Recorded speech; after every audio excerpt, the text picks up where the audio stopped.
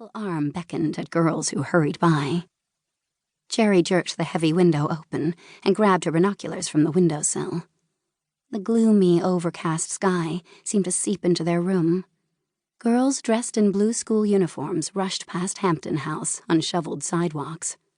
Leaning out, Jeri focused the binoculars and searched in both directions for her roommate's fuchsia scarf and hat.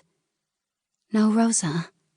Below, a dark shape, low to the ground, glided toward some thick bushes. Leaning out farther, Jeri focused the binoculars there, but the animal had already disappeared behind the shrubs. A door slammed in the hallway, making Jeri jump. She dropped the binoculars into a snow pile below. Good grief! Fuming, Jeri slammed the window, turning the row of tiny icicles into a shower of miniature daggers. She raced downstairs, grabbing the newel post at the bottom to keep from falling on the polished floor. In the dorm's living room to the left, 4 girls studied by the crackling fire. Handmade mountain crafts decorated the heavy oak mantelpiece.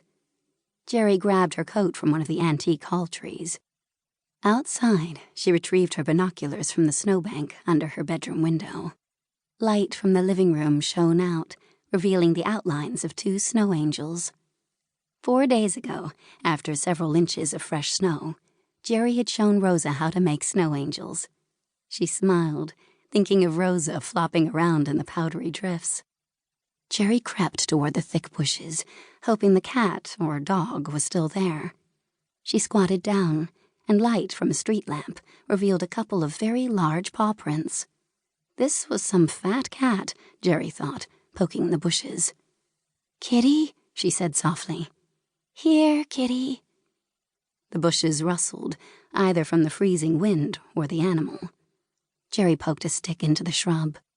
"Come out, kitty." She parted the bushes and peered through. Rats. Gone. Shivering, she ran back inside the 6th grade dorm and closed the heavy front door. "Might as well leave your coat on," the house mother said, changing out of her Air Max Nikes. An athletic woman in her 40s, Miss Carter rarely missed her late afternoon workout at their fitness center. "It's time to eat." For breakfast and supper, the 16 girls in Hampton House walked to the dining hall with Ms. Carter and her assistant, Miss Barbara. "Be right back." Jeri ran upstairs, left the binoculars on her bed, and then stopped at Abby and Nikki's room down the hall. Abby sat sketching at her desk, a pink gooseneck lamp spilling a pool of light on her paper. "Chow time," Jeri said.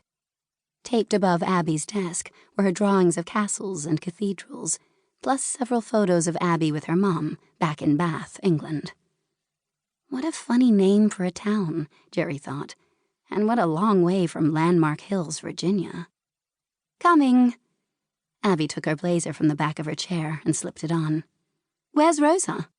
"She's MIA. Her field trip was done at 4, but I haven't seen her.